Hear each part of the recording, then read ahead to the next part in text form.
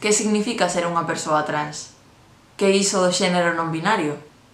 Hoxe neste vídeo vou tentar aclarar estas dúas preguntas que me facedes tanto dun xeito fácil e, como sempre, cun pouco de literatura. Mas antes de comezar, vou pedirvos que, se non o fixestes aínda, vaiades ver o meu anterior vídeo sobre que é o xénero, porque pode ser bastante aclaratorio e pode axudarvos a entender un pouquiño mellor do que vamos falar neste vídeo. Para explicar o que significa ser unha persoa trans, vou tentar primeiro explicar tres conceptos básicos, para partir da base e para saber diferenciar entre tres cousas que moitas veces confundimos entre sí. O primeiro dos conceptos vai ser o sexo biolóxico. O sexo biolóxico, como o seu propio nome indica, fai referencia á bioloxía, o noso corpo. É un conceito que moitas veces se tentou simplificar a dous moldes, como falábamos no anterior vídeo. Estos moldes tamén son construtos sociais, é dicer, hai moitas persoas que non entran completamente aquí e son un xeito que temos de clasificarmos todo para entendelo. Por exemplo, existen as persoas intersexuais que poden presentar, por exemplo, cromosomas XXY que non entran en ningún dos moldes.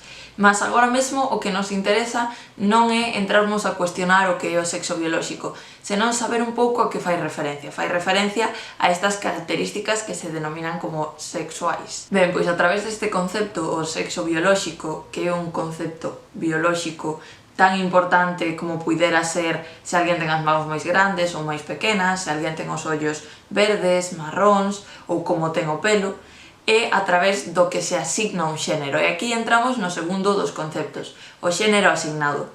Se antes tiñamos os dous moldes do sexo biolóxico que realmente non eran tan fixos como se nos ensina, mas que a sociedade aprendeu a conceptualizar así, a un dos moldes vaiselle asignar un xénero e outro vaiselle asignar outro xénero, os xéneros home e muller. E isto vai ser simplemente algo asignado, algo que se lle vai dicer a esa persoa que aínda non ten a súa identidade formada que debe ser. Normalmente esta imposición simplemente se fai a través dos xenitais, porque é o que podemos comprobar nun primeiro momento. É importante remarcar aquí que moitas persoas intersexuais ao longo da historia que non encaixaban concretamente con ningunha das dúas xenitalidades que se supoñen que deberían encaixar, sufriron operacións para adaptarse máis a este molde ficticio, intentando convertiles nunha idea ou nun ideal de home ou nun ideal de muller en cada un dos casos. Entón, para non nos perder, tiñamos os dous conceptos. Por un lado, o sexo biolóxico, que simplemente facía referencia á bioloxía, e por outro lado, o xénero asignado. O xénero que se lle asigna a alguén en función desta bioloxía, sen ter en conta a súa identidade, ou simplemente por unha tradición de moitos séculos, moitos anos. Teño que volver chamar aquí a atención, aínda que é algo que xa aclarei no anterior vídeo, o sistema binario de xénero é algo propio da nosa cultura, porque o xénero é algo cultural. Noutras culturas chegaron a existir outro tipo de xéneros que incluso nalgunhas hoxe en día se conservan, mas que foron perseguidos por culpa da influencia da nosa cultura occidental, por mor do imperialismo, o colonialismo. O terceiro dos conceptos de que vamos falar é o da identidade de xénero. Estes tres conceptos son como a base para entender o que é unha persoa trans. A identidade de xénero, aínda que xa empreguei esta metáfora no anterior vídeo, é como unha persoa é, ou como unha persoa se siente máis cómoda, se queremos simplificalo así. É como a hora de escrever. Tú se escreves coa mão dereita é porque te sientes máis cómoda así, mas non és capaz de dar unha explicación lóxica ou de xustificalo de algún xeito. Aínda que algunha persoa che veña a dicer que tú escreves coa mão esquerda, tú sabes que escreves coa mão dereita e te sintes máis cómoda así e xa, e coa identidade de xénero é igual. Ben, pois se temos en conta estes tres conceitos xa podemos saber o que é unha persoa trans. Eu vou explicalo pouco a pouco e cun esquemiña para que o entendades. Poñamos o caso dunha crianza que acaba de nacer. Es médiques vena e ven que ten un penis, que ten testículos, entón, como ese é o seu sexo biolóxico, asignanlle un xénero, como se leva facendo toda a vida. E o xénero que lle asignan é o xénero masculino, o xénero home. No caso de que esa persoa que naceu con penis e por iso lle dixeron que era un home, medre e diga: non, eu non me sinto cómoda así, eu son unha muller, porque é a miña identidade, é como eu me percibo, como eu vivo e como eu son. Iso é o que chamaríamos unha muller trans. porque a identidade é o que máis importa de todo. No caso contrario é o mesmo, unha persoa que naceu con vulva e que por iso lle dixeron que era unha muller, mas cando medrou soubo que realmente non se sentía ben así e que non era unha muller, é o que chamamos un home trans, porque a súa identidade de xénero é a de home, a pesar de que cando era unha crianza lle asignaran o xénero muller e tivese unha xenitalia que normalmente non se asigna con iso polos patróns que temos na cabeza e por como o pensamos. Tendo estes dous casos, que son os de un home trans e unha muller trans, podemos explicar tamén o que significa ser unha persoa cis. No primeiro dos casos, un bebé diferente que ao nacer vese que ten penis e que lle asignan o xénero home por iso, e despois se acaba identificando como home porque el realmente é un home e que continúa a sentirse cómodo sendo tratado como un home porque realmente se identifica como un home, iso é o que chamamos un home cis. E no caso contrario é o que coñecemos como unha muller cis, é dicir, unha persoa que naceu con vulva, que por iso lle asignaron o xénero muller e que cando medrou continuou a identificarse con iso e soubo que realmente era unha muller. Iso é unha muller cis. Entón, por resumir un pouco, que sei que pode ser algo lioso cando é a primeira vez que o escuitades, unha persoa cis é aquela que o xénero que lle asignaron ao nacer e o seu xénero de verdade, a súa identidade de xénero, coinciden. Mas unha persoa trans é aquela que, cando lle asignaron un xénero ao nacer, basicamente se trabucaron. Asignáronlle un xénero que despois non coincidiu co xénero que realmente era, coa súa identidade de xénero. Mas até o de agora falaba simplemente de homes e mulleres, e ao comezo do vídeo mencionei algo que era o xénero non binario. Que é iso do xénero non binario?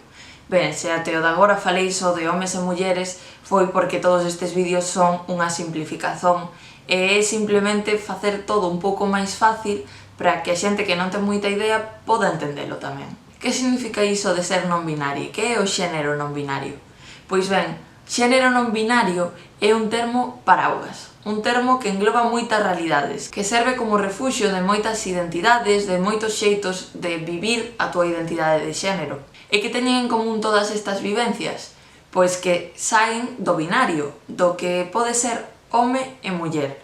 É dicir, unha persoa de xénero non binario é aquela que non é completamente nin home nin muller. Entón, dentro disto, como dixemos antes, poden entrar moitas experiencias. Por exemplo, vouvos poñer o meu propio exemplo como persoa de xénero non binario. Eu reivindícome como unha persoa de xénero non binario porque non me sinto completamente identificade nin cómode co que é ser un home ou ser unha muller. Entón, estou aí que non son ningún nin outro. Mas a miña experiencia pode ser moi diferente á de outros, porque eu, dentro de saírme dese binarismo, sí que me achego máis o que pode ser un home. Hai outras persoas que se poden achegar máis o que é ser unha muller ou sentirse máis cómodes con esa explicación do seu xénero, mas há tamén outras persoas que poden explicalo como que se sinten completamente fora deste sistema. O que quero que fique claro é que o xénero non binario non é, de algún xeito, unha terceira caixiña, un terceiro molde ou un terceiro xénero, tal e como os coñecemos, senón que é un paraugas, como dicíamos antes. Un conceito que sirve para abranxer moitas realidades. As persoas de xénero non binario moitas veces non nos sentimos cómodes cos pronomes masculinos ou os pronomes femininos. Por iso estamos a inventar formas, por exemplo, no galego o pronome elu, para crear un pronome neutro. Vouvos deixar recursos na caixa da descripción para saber un pouco máis sobre este tema, mas se vos interesa podo facer un vídeo especificamente sobre isto, sobre como se emprega o neutro en galego, o pronome neutro elu. Por último, porque non quero que este vídeo me fique máis longo do que xa me está a ficar, quero falarvos dun pequeno debate que hai na comunidade para que vos me deades tamén a vosa opinión. Son as persoas non binarias trans ou cis? O que vimos antes, podedes dar para atrás se non lembrades moi ben os termos. Ben, do meu ponto de vista, iso de ser trans ou ser cis tamén é, de algún xeito, un sistema binario.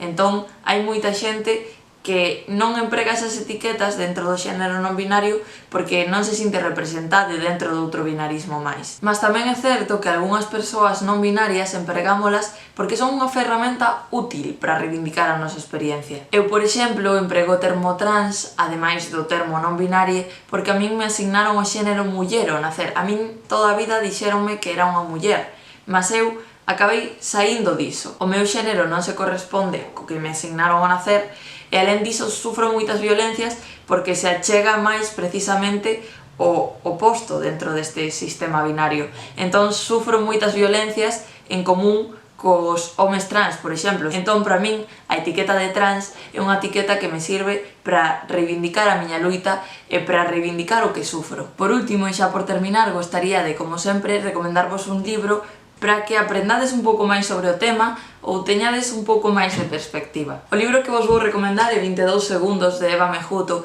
que foi un dos primeiros libros que tratou a realidade trans na nosa literatura xuvenil galega. 22 segundos conta a historia de Alex, un rapaz trans, e conta algunhas experiencias que son comuns a moitas persoas trans e que moitas persoas trans teñen que sofrer, por desgraza, día após día. Penso que pode ser útil para que vexades dun xeito un pouco menos aséptico, menos como unha lección de clase, o que é ser un rapaz trans, neste caso un rapaz trans bastante normativo, e vou vos ler unha frase de inicio para deixarvos con gana.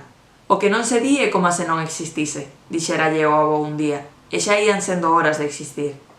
Alex, a todo agora, só vivira de portas para dentro. Comezou a transpirar unha suor fría que lle escorregou polas costas ata o van. Xa non había marcha atrás, estaba decidido. E por último, xa despedíndome, quero dicervos que se queredes ler unha historia dunha persoa trans contada pola propia voz dunha persoa trans, podedes ler o meu libro Identidade, que está en galego, é unha obra de teatro, xa falei del nalgún outro vídeo que deixo por aquí, mas que non quería deixar de visibilizalo, porque tamén é importante que sexamos as propias persoas trans ou de colectivos oprimidos en xeral as que contemos as nosas propias historias e as que teñamos voz. Dito isto, obrigade como sempre, deixo vos, xa sabedes, algúns recursiños na caixa da descripción, vémonos noutra e se queredes suscribervos deixo por aquí un circuliño e tamén deixo algún vídeo que pode ser do voso gosto. Se queredes máis vídeos así podedes comentarmo, darlle a like, suscribervos, sempre axuda moitísimo e non sabedes o que me alegra cada vez que teño unha interazón convosco. Un saúdo.